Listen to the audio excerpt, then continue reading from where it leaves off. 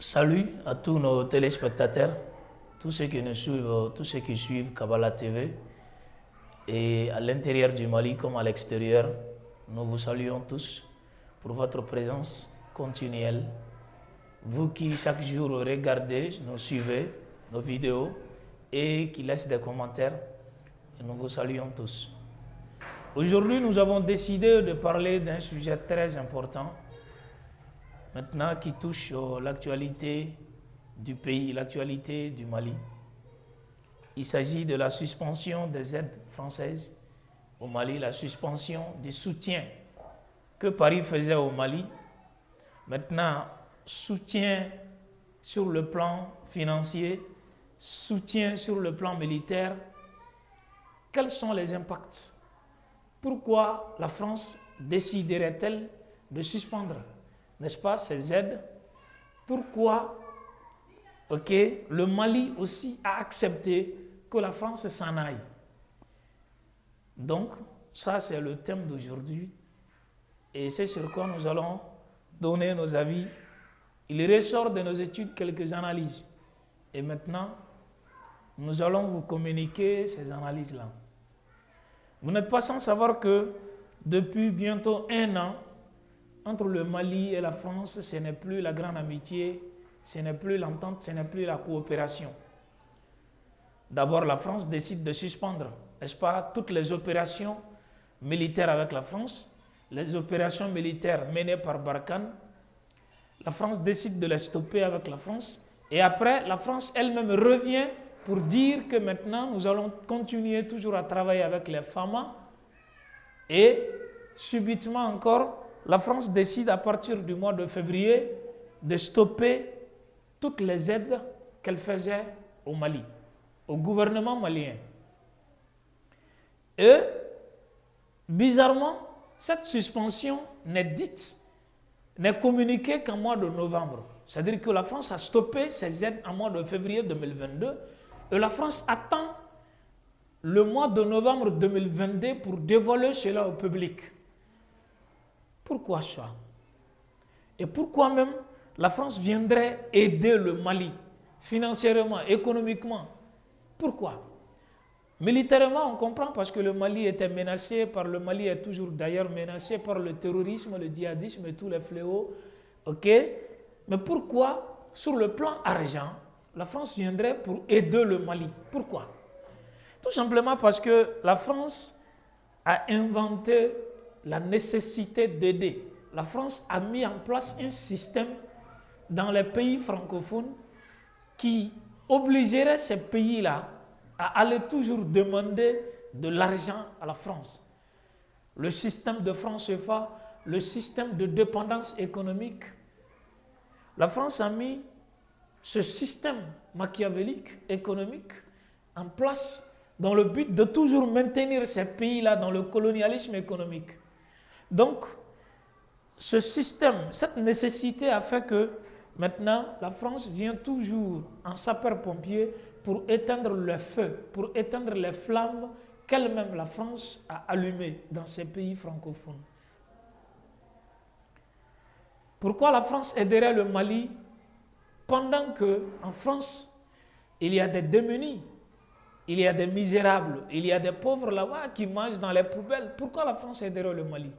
Pourquoi est-ce que la France viendrait donner des millions d'euros au Mali pendant qu'il y a des Français qui vivent dans le chômage? Il y a des Français qui vivent dans la nécessité. Donc, il n'y a pas d'opportunité, est-ce qu'il n'y a pas de raison pour que la France puisse même donc faire bénéficier les Français de ces fameuses aides-là? Donc, la question reste posée. De même qu'il ressort des constats, des études, des économistes que depuis plus de 30 ans, la France est en train de s'appauvrir. Je dirais les Français sont en train de s'appauvrir. La pauvreté s'en va de manière grandissante en France depuis cela 30 ans. Et selon l'ONG Caritas, la France est en voie d'appauvrissement. Et donc, quand on regarde le statut des Africains qui reçoivent les aides françaises, est-ce que ces Africains-là, est-ce qu'en réalité, est-ce qu'ils sont pauvres? Est-ce que ce sont des pays pauvres? Est-ce que naturellement, ces pays-là sont pauvres?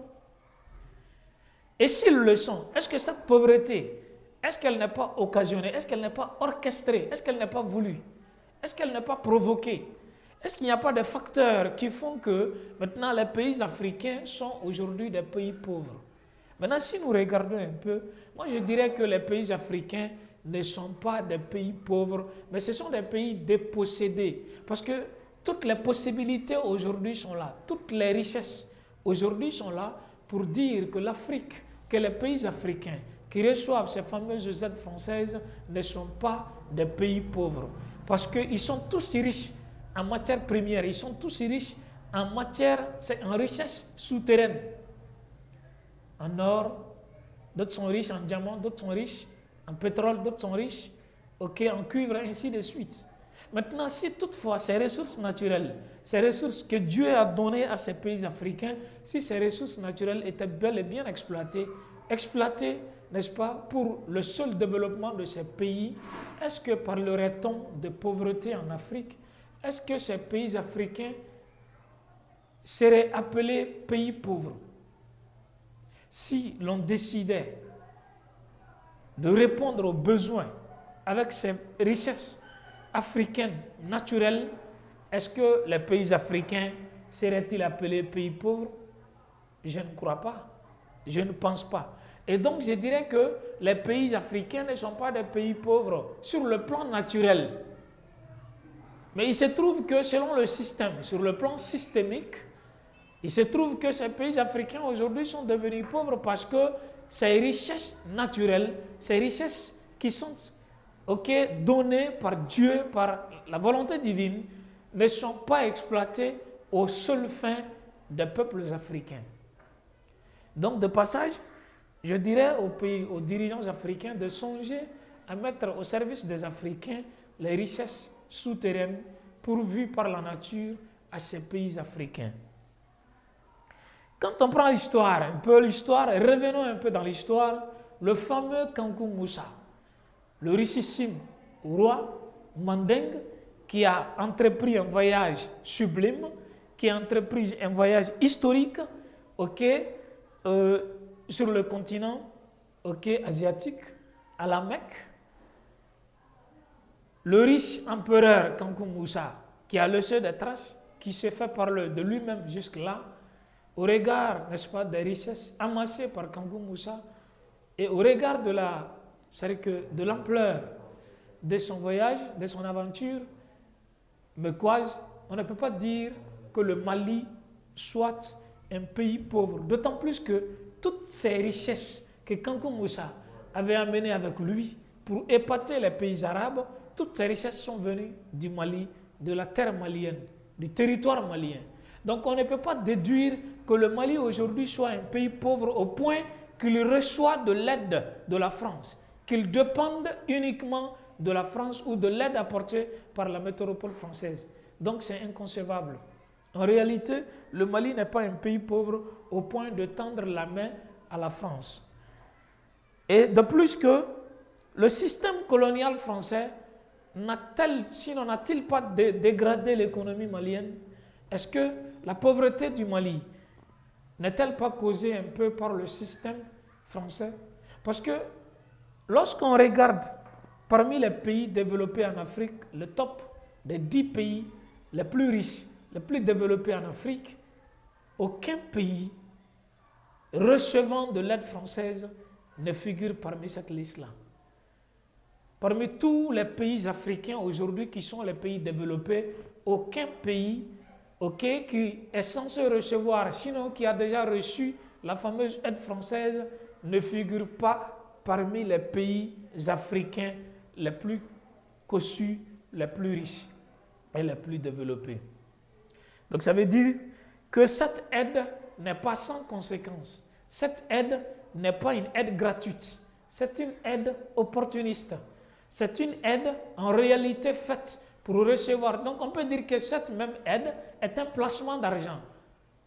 C'est un placement d'argent, c'est un investissement que la France fait à long terme, sinon même à court terme. Parce qu'en réalité, la France ne sort jamais bredouille, la France ne sort pas les mains bras ballants.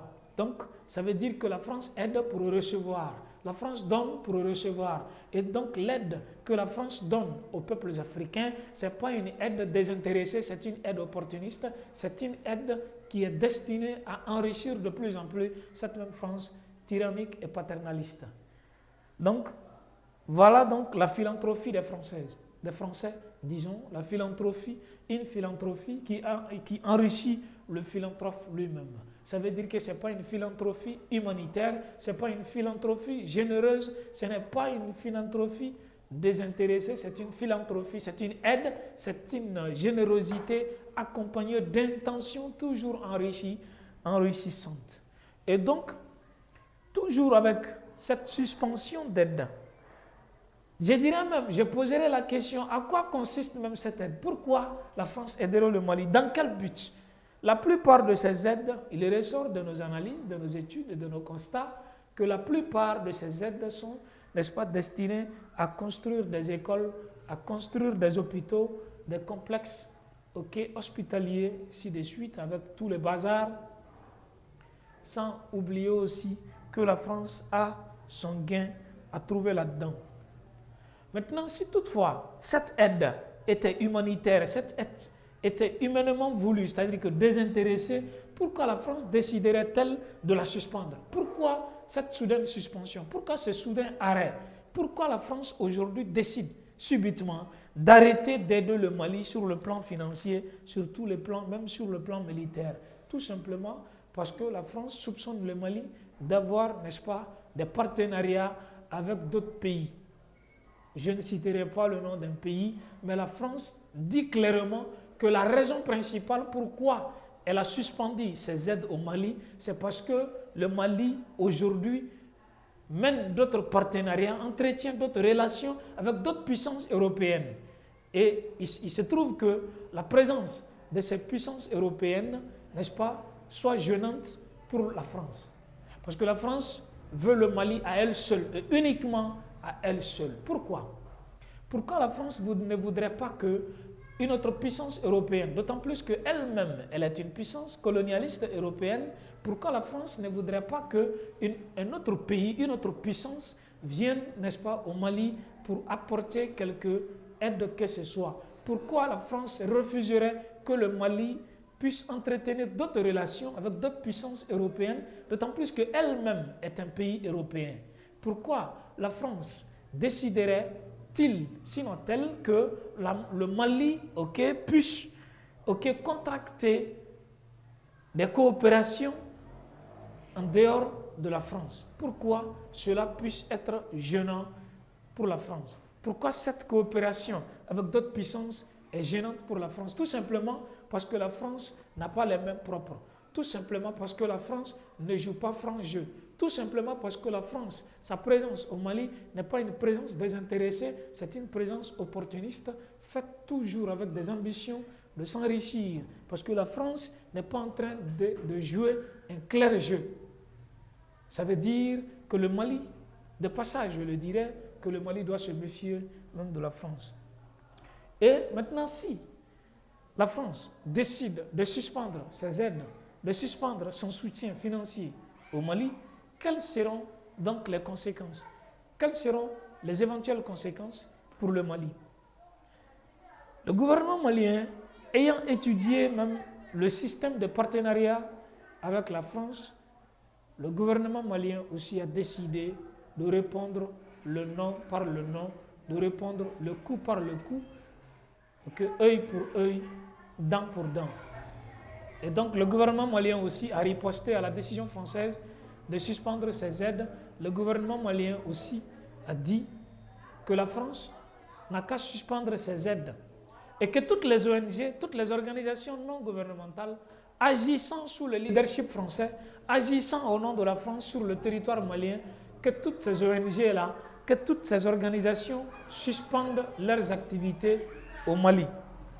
Et donc, le gouvernement malien a été plus que catégorique dans sa réponse en disant que la France doit arrêter ses aides de manière immédiate et que les ONG françaises, les ONG qui agissent sous l'égide de la France, puissent être fermées partout au Mali.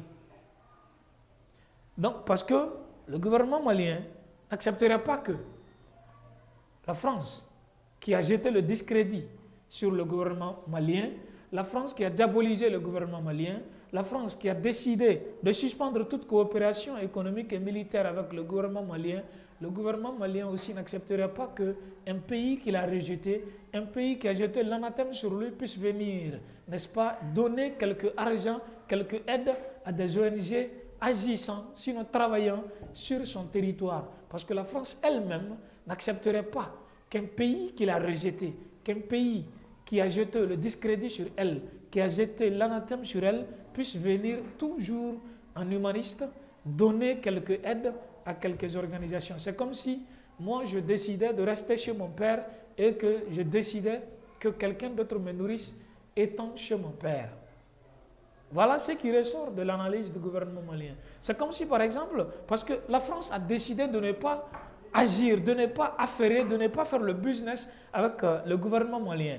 Et donc ceci étant, le gouvernement malien, conscient du fait qu'on doit toujours respecter la souveraineté d'un pays, la souveraineté, n'est-ce pas, d'une nation, le président de la transition malienne, disons, ayant compris que la France ne respecte pas la souveraineté du Mali, la France ne respecte pas le choix des partenaires du Mali, la France ne respecte pas donc les grands intérêts du grand peuple malien, donc la transition malienne a donc décidé de suspendre les opérations, les activités des ONG françaises agissant sur le territoire malien sous l'égide de la France. Une autre manière pour le gouvernement malien, n'est-ce pas, de rester toujours serein, de rester toujours responsable, souverain, autonome vis-à-vis de toute puissance étrangère. Une autre décision du gouvernement malien, de toujours exprimer sa volonté de rester soi-même, de rester sous sa propre ombre et de ne pas dépendre de notre pays.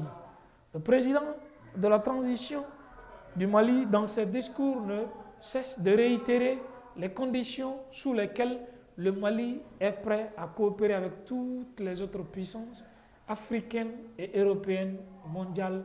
Ok, ces conditions ne sont rien d'autre que le respect de la souveraineté du Mali.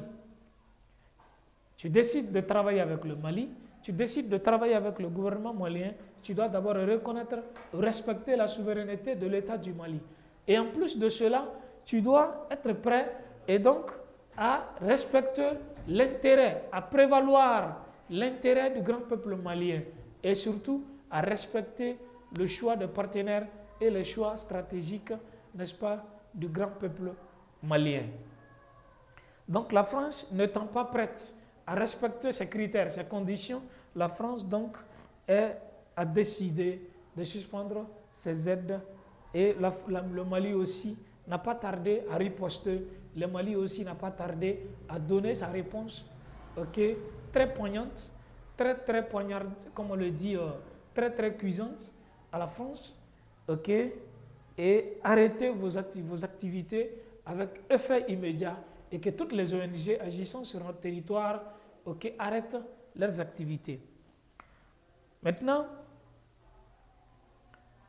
le Mali estime que cette suspension est une opportunité d'ailleurs pour lui de restaurer sa dignité, de restaurer sa souveraineté et de retrouver son honneur perdu. Parce que vous n'êtes pas sans savoir, chers téléspectateurs, que la personne qui reçoit, la main qui reçoit est toujours au-dessous de celle qui donne.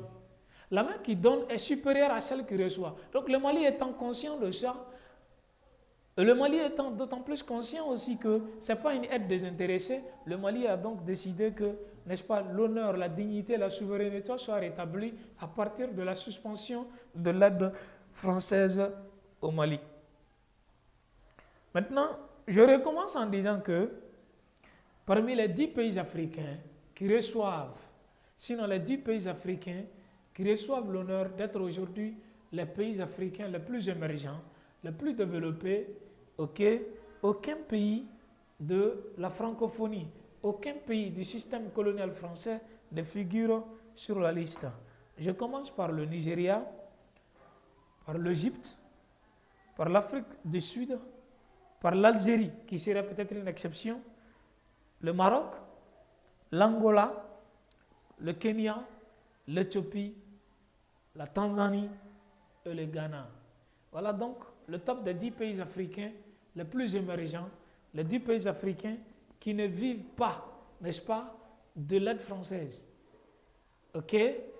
Donc, aucun pays recevant cette fameuse aide n'est parmi ces top 10-là. Donc, en réalité, cette aide était destinée, ok, à toujours contrôler la souveraineté du Mali, à toujours avoir la même mise sur le peuple malien, à toujours avoir la même mise sur le gouvernement malien, à toujours faire main basse sur le gouvernement malien. Et donc, le Mali ayant compris cela, aussi a décidé de tout suspendre et de tout foutre en l'air. Ça veut dire que le peuple malien aujourd'hui est un peuple ivre d'indépendance. C'est un peuple soif de liberté et de souveraineté. C'est un peuple affamé de dignité, d'honneur et de souveraineté. Voilà pourquoi le gouvernement malien, connaissant très bien les aspirations du peuple, connaissant très bien cette soif du peuple de retrouver sa dignité, de retrouver son honneur, de retrouver sa souveraineté et de voir un Mali émergent, un Mali autarcique, un Mali qui puisse se faire sans l'aide française. Donc le gouvernement malien aussi n'a pas tardé à exprimer sa volonté de s'affranchir de toute aide et de tout soutien, de toute assistance française. Donc voilà ce qui met fin à notre petite chronique d'aujourd'hui. Et nous vous remercions toujours, de toujours être là, à suivre nos émissions, à suivre nos vidéos.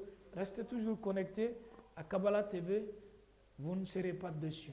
Et nous serons très ravis de lire vos commentaires sous, n'est-ce pas, nos vidéos. Merci beaucoup.